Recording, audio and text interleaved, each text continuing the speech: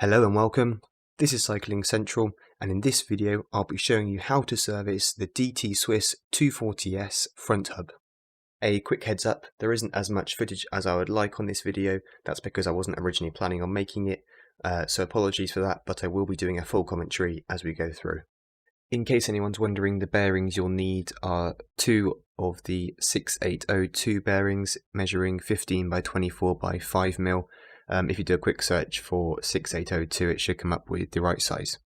So the first thing you want to do is get your quick release skewer and place it through like I have on one side at a slight angle. It should stop, and then just give it a either a quick push or a tap, and it will just knock the end cap off, and then flip it round and do the same for the other side, and this will expose the shaft and the bearings. After you've exposed the bearings, you want to find a work surface. So I've got a socket in a vise. The socket is slightly wider than the bearings, so the hub just sits on it nicely, and it means that the axle can come out when we hit it. So you can just socket or just your hands, anything that is fairly solid. So here we've turned a bit of brass on the lathe, so it will fit the shaft, so the shaft will come out nicely when we hit it. You don't need to use this, it just makes life a bit easier. We've also got a brass hammer. The manual does recommend using a synthetic mallet. They both do the same job really, just nice light taps. Okay, so I've placed my tool, which you can buy from DT Swiss, but it's a bit expensive, into the shaft, and then I'm going to hit it with a hammer. This is going to release the bearing on the other side, so make sure you're ready to catch anything if it falls. And then what you're going to do is flip the wheel over and put it back in your vise or whatever you're using your hands. You might need two people for this if you're using your hands. Flip it over and then hit the other side of the shaft. That will release the other bearing, and then you're going to have two loose bearings now and the loose shaft. DT Swiss hubs are very easy to take apart, so it doesn't take much force. If you're having to hit it really hard and you're doing something wrong, have a look, make sure everything's straight. It just taps out quite nicely in a couple of taps. So now give anything that needs a clean a quick clean. So the shaft, give it a quick wipe down, as well as the inside of the hub if there's any old grease or anything left.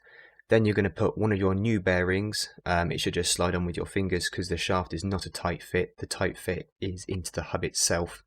So put one of the bearings on your shaft and then put all of that onto one of the sides, doesn't matter which side, it's symmetrical, of the hub. And then you can use either the special DT Swiss tool, or we've used a 17mm socket which fits perfectly in this situation. So if you've got a socket that you can find that fits it, that's ideal. Again, 17mm there.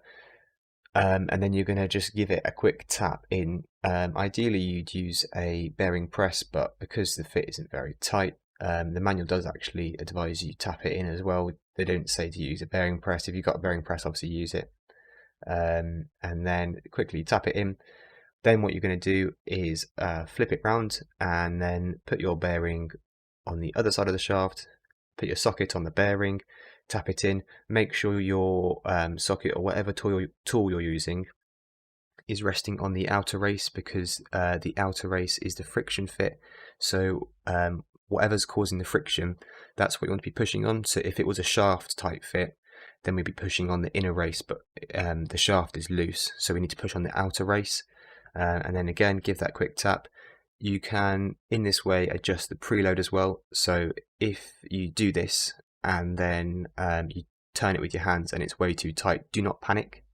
All you're going to do is tap the shaft out to move the bearing slightly further out and reduce the preload, and you want to find a nice sweet spot. So you have to, it's very, very small. We took about 2 tries to find the sweet spot where it was, because you don't want it too loose.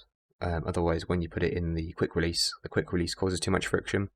But if it's too tight, obviously it's too much preload and your bearings are going to wear out prematurely, which is how they were installed. They were installed too tight, and one of them got notchy because there was too much preload on the bearing. Just to note, there was a slight imperfection on one side of the shaft, which is why I was struggling to get the bearing back on by hand. So we just got some really fine, I think it was 2000 grit wet and dry paper, and we just sanded off the notch, and then the bearing just slipped on there quite nicely. So that's what we're doing there. I also realised during this service that the O-rings sealing the end caps on had broken on both sides, so I got some new ones. The size is there on the screen if you need it. I believe it's 14.5mm by 1mm. That's quite easy job. Just get your pick or something small. Take the old ones out, new ones in, grease it up nicely because that will help with the seal and reduce friction. So you've now done most of the work. All you've got to do now is put the M caps back on. When you do that, just make sure they sit slightly below the hub. So you put them on, they sit sort of flush, and then just a final extra push, and as you can see, they'll be just slightly below, so there's a tiny little lip. That just means they're seated properly and they've sealed in there nicely, and your bearings are in the right place. If your bearings aren't in the right place and you haven't tapped them in enough, because you can tap them in not enough and the shaft will be nice and smooth. However, it's no good because your end caps won't sit properly. So as you can see, there's sort of a 1mm, half mil downness sort of thing on the bearings. So there's a tiny little lip on the outer race of the bearings, transitioning from that to the hub. I hope that all makes sense. If you have any comments, please leave them down below. I'll do my best to respond to them quickly, and I will see you in the next video.